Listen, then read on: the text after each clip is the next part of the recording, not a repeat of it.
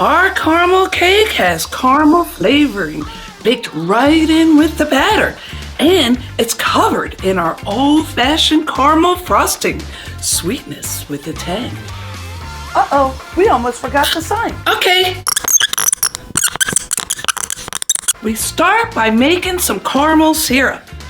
In your favorite saucepan, place half a cup of sugar on medium heat and let it turn brown. This is caramelizing it. Then pour in a third cup of hot water. Careful there, Frida.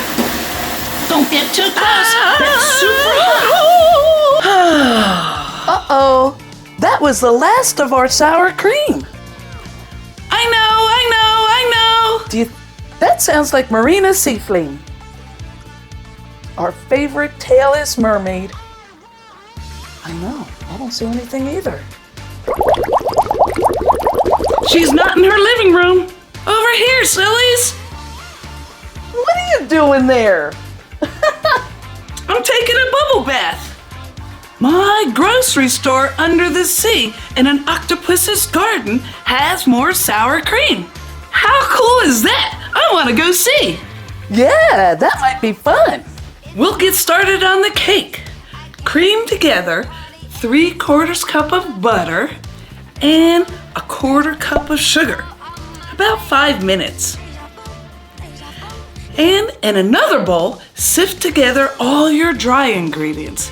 That's 3 cups of cake flour, 3 teaspoons of baking powder, and a 1/2 teaspoon of kosher salt. Sifting helps get out all the lumps. Lumps can make you overmix your batter, or they can also hide and show up in your baked cake later. Then all your wet ingredients. That's 2/3 cup of whole milk, 1/4 cup of oil. Oil adds moisture, and a teaspoon of vanilla extract, and 3 tablespoons of that caramel syrup we made earlier. Welcome to the Octopus Garden grocery store, where we have everything under the 7 seas. Well, blow me down. This place be more confusing than a barrel of monkeys. How do you even find anything here? Oh, it's easy once you get the hang of it. Come along, I'll show you around. Here's the vegan sushi section. Whoa! Wow! Now we bring the whole thing together.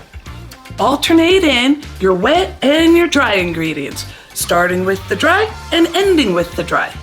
And scrape down the bowl often to make sure you get everything hiding on the bottom and the edges. Oh, shoot, we forgot the eggs. We should have added in the eggs when we were creaming the butter, but we forgot. I think we'll be okay. I'll just mix by hand more. Helps to not overmix the batter at this point. If you overmix the batter, gluten can form, and gluten's for bread, not for cakes. Spray each pan with baking spray with flour and line the bottoms with parchment paper. This way is pretty much foolproof to not have the cake bottom stick to the pan. And divide your batter evenly. We measure it just to be precise. Those purple fabric bands are cake strips. They change the baking process so you get flat tops every time. You don't have to cut off a dome or anything. And bake for 30 to 35 minutes or until a toothpick comes out clean. Then let it cool in the pans for 5 minutes, and you can see how it's already starting to pull away from the sides. Easy release. Hey, you guys have a TV section in your grocery store? Oh, what a joy for every girl and boy. Here we are, the fish and chips counter. The finest in all the oceans. Fish and chips, you say? Oh, now I'm really hungry. And look over there, Captain. It's the sour cream aisle.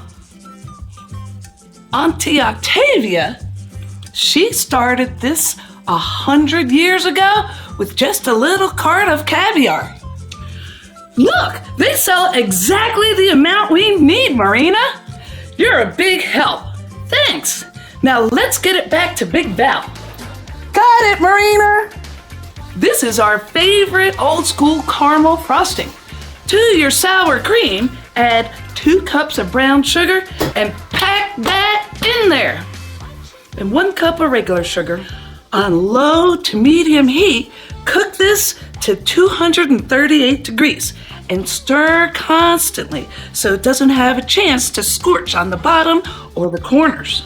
That's the soft ball stage in sugar speak. This takes about 10 minutes. And just as it's reaching temperature, it'll come to a rolling boil and start pulling away from the sides like it's ooey gooey. Then pour it into your metal mixer bowl. Metal doesn't retain heat like glass does, and you want to cool this down to your butter's temperature. Our magic number is 65 degrees. Add 2 tablespoons of butter and 1 teaspoon of vanilla extract. Vanilla always goes in last after everything is heated, and we speed it along the way, putting it in a cold bowl of ice water. Those colored cubes are miltless ice cubes. I can't tell you how many times they come in handy. They don't melt in your drink either. And give the hot caramel a stir every so often so it doesn't end up sticking against the cold metal side. Then whisk in a chunk at a time. It will turn a lighter color because you're whisking a lot of air into it as well as the butter. Look at that deliciousness, lusciousness. Now let's frost this cake with caramel goodness. This is how we frost a 2-layer cake. Put a little dab of frosting on the serving plate to keep the bottom layer from sliding around. Center your first layer and glop a bunch of more frosting on top of it. Spread it around evenly on top and let the extra hang over. Place the second one on top and make sure it's level and press it down slightly. If at any time you think you didn't let it cool down enough, you can always pop it right back in the ice bowl for a few minutes. The ice bowl works better than the bowl of sour cream. And do the same again.